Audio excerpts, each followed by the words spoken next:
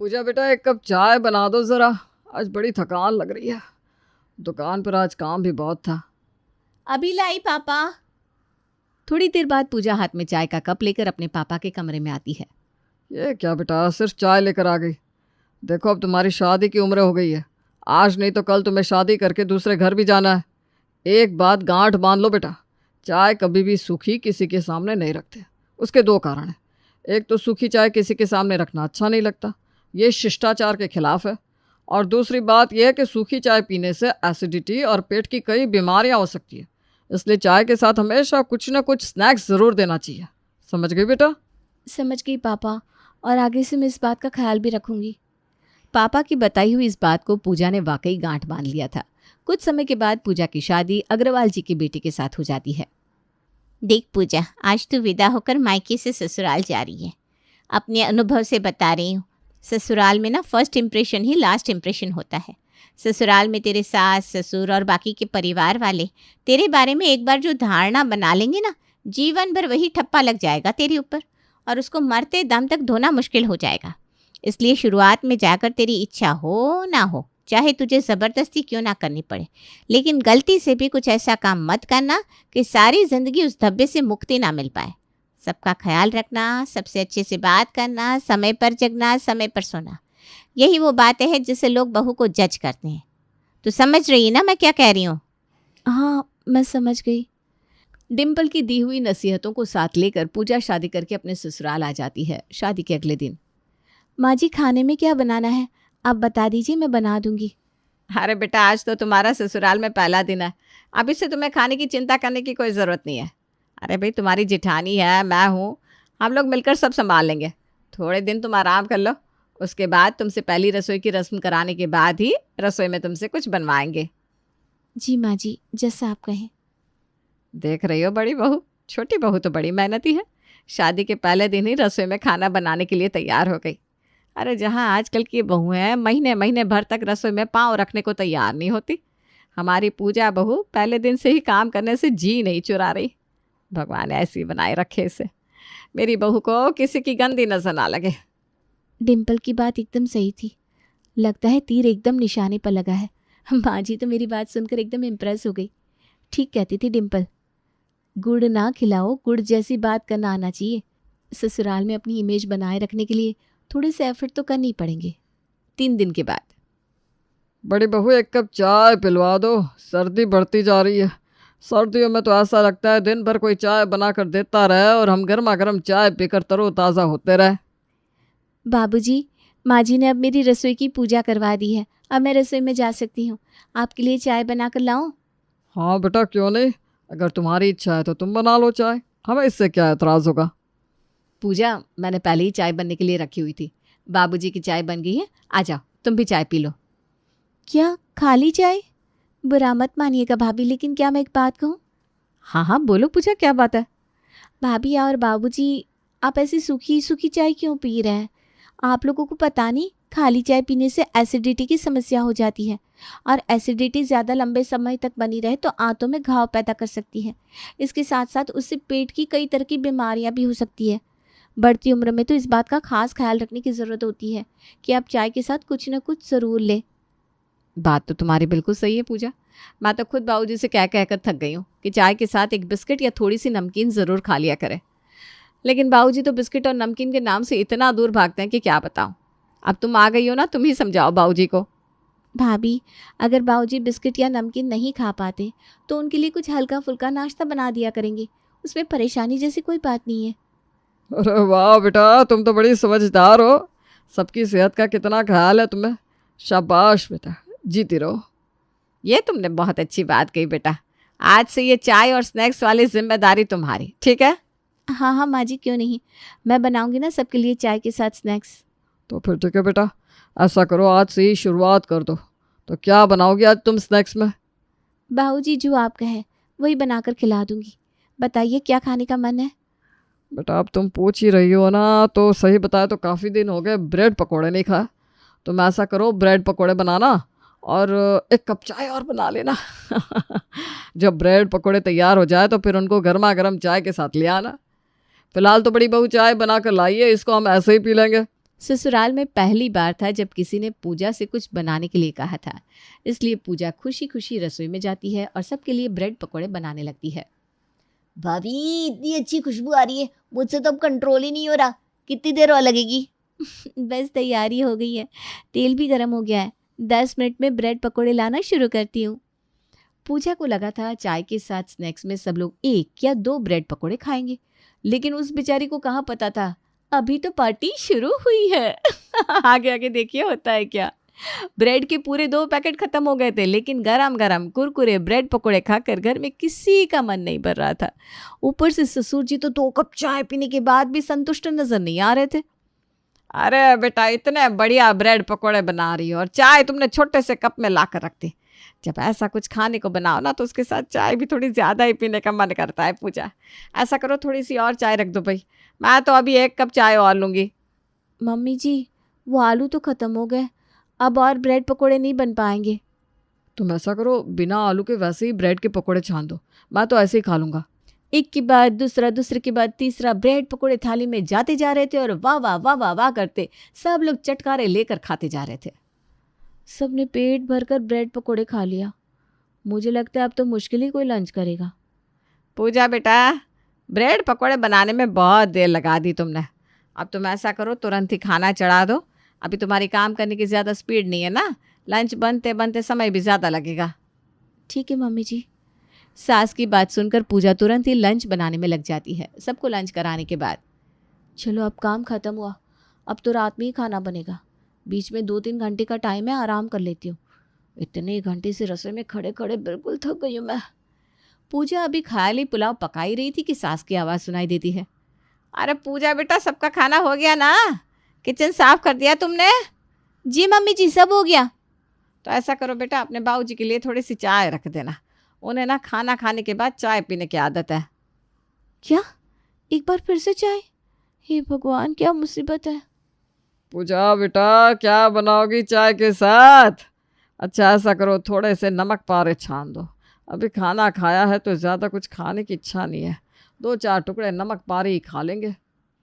बाबूजी, आप तो 4 टुकड़े नमक पारे खा लेंगे, लेकिन मुझे तो बनाने में पूरा झमेला करना पड़ेगा। खैर, कुछ कह भी तो नहीं सकते, ये मुसीबत बुलाई भी तो मैंने ही है ना। बूझे मन से पूजा एक बार फिर से रसोई में जाती है और चाय के साथ नमक पारे बनाने लगती है। अरे पापा, ये क्या खा रहे हैं आप? भाभी ने नमक पारे बनाए हैं क्या? हाँ बेटा, तुम्हारी भाभी सूखी चाय नहीं देती, कुछ ना कुछ तो उसके साथ बनाती है। तुम्हें भी खाने की इच्छा है तो तुम्हारे लिए भी बना देगी। क्यों पूजा, सही कहा ना? हाँ हाँ, बिल्कुल ठीक। बैठिए ना दीदी, आप भी खाइए, मैं भी बना कर लाती हूँ। ऐसा करती हूँ, दोबारा से मैदा गूँथ ही रही हूँ तो थोड़ा ज़्यादा मैदा गूँथ लेती हूँ और नमक पारे बनाकर एक डब्बे में भर कर रख देती हूँ। जितनी बार बाबूजी चाय मांगेंगे, नमक पारे में से थोड़ा सा निकाल कर दे दिया करूँगी। ये बार बार स्नैक्स बनाने का झंझट भी खत्म हो जाएगा। पूजा मैदा थाली में निकाल कर गूँथने जा रही थी कि उसकी सास रसोई में आ जाती है। ये क्या कर रही है बेटा? मम्मी जी, मैं सोच रही हूँ कि थोड़े से ज़्यादा नमक पारे बना देती हूँ। घर में जिसको भी खाने का मन होगा आराम से डिब्बे से निकाल कर खा सकता है। तुम्हें पता नहीं शायद, ये कई दिन पुराने छान कर रखे हुए नमक पारे कभी नहीं खाने चाहिए, नहीं तो सेहत को बहुत नुकसान पहुंचाते हैं। तुम ऐसा करो, उतने ही नमक पारे बनाओ जितने सब लोग खाकर ख़त्म कर दें। अरे किसी को कल खाने होंगे तो दोबारा बन जाएंगे। कितनी देर का काम है? 10 मिनट तो लगते हैं। हाँ मम्मी जी, ठीक कह रही हैं आप। नए नए ससुराल में इम्प्रेशन झाड़ने के चक्कर में पूजा बहुत बुरी तरह से फंस गई थी। पूजा को ये बात पता ही नहीं थी कि उसके ससुराल में दिन में 2 बार नहीं बल्कि 4 से 5 बार चाय बनती है, क्योंकि ससुर जी चाय के बहुत शौकीन थे। पहले तो दिन में 4 से 5 चाय सिर्फ ससुर जी के लिए बना करती थी, लेकिन जब से पूजा अलग अलग तरह के स्वादिष्ट स्नैक्स बनाकर देने लगी थी, घर में सभी लोगों को चाय पीने का शौक लग गया था। भाभी, आज क्या बनाने वाली हो स्नैक्स में? दीदी, आज तो लंच में वैसे ही मटर पनीर बना था, सबने काफ़ी हैवी खा लिया है। मैं सोच रही हूँ चाय के साथ हल्के से पोहे बना देती हूँ। अरे नहीं भाभी, पोहे कौन खाएगा? मुझे नहीं खाने पोहे। कुछ अच्छा से बनाओ ना प्लीज़। ठीक कह रही है बेटा, अभी पोहे कौन खाएगा शाम के समय? ऐसा करो, गर्मा गर्म प्याज की पकौड़ियाँ तल लो। भाभी, प्याज की नहीं, मुझे आलू की पकौड़ी अच्छी लगती है। अब प्लीज़ आलू की पकौड़ियाँ बनाओ ना। ऐसा करो बेटा, थोड़ी सी आलू की बना लो, थोड़ी सी प्याज की, और थोड़ी सी ना हरी चटनी बनाना मत भूलना। पकौड़ियों का मज़ा तो चटनी के साथ आता है, बिना चटनी के पकौड़ी खाने में कोई मज़ा नहीं। हर गुजरते दिन के साथ घर में सबकी फरमाइश बढ़ती जा रही थी। कभी परिवार में किसी को मठरियाँ खानी होती, तो कभी किसी को ब्रेड रोल, तो कभी किसी को चीज़ बॉल्स। दिन में 4-4 बार स्नैक्स बनाते बनाते पूजा की हालत ख़राब हो गई थी। अब तो चाय का नाम सुनकर ही उस बेचारी को चक्कर आने लगते। अरे सत्यानाश हो डिम्पल तेरा, फर्स्ट इंप्रेशन झाड़ने के चक्कर में मेरी ज़िंदगी का बेड़ा गर्क हो गया। जिस दिन से यहाँ आई हूँ पूरा पूरा दिन रसोई में खड़े होकर स्नैक्स बना रही हूँ। मुझे तो ऐसा लग रहा है कि मेरी शादी नहीं हुई बल्कि किसी ढाबे पर नौकरी लगी है। पूरा दिन मैं बस चाय और नाश्ते के ऑर्डर ही लेती रहती हूँ। पूजा, अभी कुछ दिन हुए हैं हमारी शादी को और तुम्हारी शक्ल पर हमेशा 12 बजे रहते हैं। क्या बात है, तुम्हारे चेहरे पर कोई खुशी चमक कभी नजर ही नहीं आती। तुम खुश नहीं हो क्या शादी से? ऐसी बात नहीं है शैलेश, मुझे इस शादी से कोई शिकायत नहीं है, लेकिन मैं तुमसे कुछ कहना चाहती हूँ। मेरी बातों को गलत तो नहीं समझोगे ना? अरे कहो ना पूजा, क्या कहना चाहती हो? कुछ बात हुई है क्या माँ के साथ? नहीं नहीं नहीं, माँ जी ने कुछ नहीं कहा। मैं ये कहना चाहती थी कि तुम घर में सबसे बात करो ना। पूरा दिन स्नैक्स के नाम पर मुझे रसोई में खड़े रहना पड़ता है। थक गई हूँ मैं इतना खाना बनाते बनाते। अरे ये तुम क्या कह रही हो? माँ तो कह रही थी कि पूजा बहू को सबके लिए चाय नाश्ता बनाने में बहुत खुशी होती है और वो खुशी खुशी सबके लिए रोज़ नए नए तरह का नाश्ता बनाती है, और तुम कह रही हो कि तुम चाय नाश्ता बना बना कर थक गई हो। ये क्या बात हुई भला? और तुमने ही कहा था ना चाय के साथ हमेशा कुछ न कुछ स्नैक्स लेना चाहिए। अरे मैं कब मना करी हूँ शैलेश? मैंने कहा था कि चाय के साथ कुछ न कुछ स्नैक्स लेना चाहिए, लेकिन मुझे क्या पता था कि तुम्हारे घर में दिन में 4-5 बार चाय बनती है। अब 5 बार कौन स्नैक्स बनाता है? और सबसे इम्पोर्टेंट बात, स्नैक्स में भी तो हमारे घर में लोग हल्की फुल्की चीज़ नहीं खाते, सबको कुछ न कुछ स्पेशल चाहिए होता है। मेरी भी तो एक लिमिट है ना शैलेश, एक दिन में कितनी डिशेस बना सकता है कोई? देखो पूजा, भाभी इतने सालों से पूरा घर संभाल रही है, उन्होंने तो कभी कोई शिकायत नहीं करी, और तुम्हारी शादी को अभी कुछ महीने हुए हैं। अगर ऐसे मैं मम्मी पापा से कुछ भी कहूँगा ना तो सबको यही लगेगा कि मैं अपनी पत्नी की तरफदारी कर रहा हूँ, और इन्हीं छोटी छोटी बातों से ना घर में कलेश की जड़ बनती है। किचन के काम तुम और भाभी मिलकर देख लो प्लीज़, मुझे इसके बीच में तुम ना ही लेकर आओ तो अच्छा होगा। शैलेश ने तो बड़ी सफाई से अपना पल्ला झाड़ लिया था और पूजा को ये बात समझ में आ गई थी कि उसने ये चाय और स्नैक्स के नाम पर एक बहुत बड़ी मुसीबत को गले लगा लिया है। ठीक है, अब अगर इस मुसीबत को मैंने बुलाया था ना, तो सबको सुधारने का जिम्मा भी अब मुझे ही उठाना पड़ेगा। कुछ दिन बाद, पूजा, मैंने तुम्हें 20,000 रुपये दिए थे ना लॉकर में रखने के लिए, ला उसमें से 5,000 ला कर दो, कुछ ज़रूरी काम है। कौन से 20,000? मेरे पास तो कोई 20,000 नहीं है।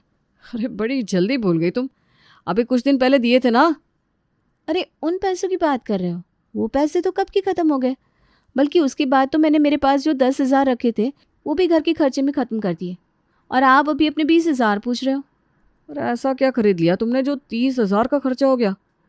लगता है आपको पूरा डिटेल में बताना पड़ेगा, आप ऐसे नहीं समझोगे। ठीक है सुनो, कुछ दिन पहले बहू, आज चाय के साथ स्नैक्स के लिए मठरी बना लेना, कुरकुरी मठरी खाने की बड़ी इच्छा हो रही है। ठीक है बाबूजी, मैं मठरी बना देती हूँ। बाबूजी के लिए मठरी बनाई थी ना, 1 किलो देसी घी उसमें लग गया। आपको पता है देसी घी कितना महंगा हो गया है? तुमने देसी घी में मठरी क्यों बनाई?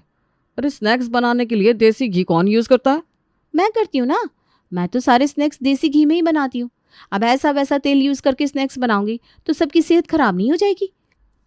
अब अगर घर में खाने पीने में कोई कमी करने को तैयार नहीं है तो मुझे ही अपना तरीका बदलना पड़ेगा ना।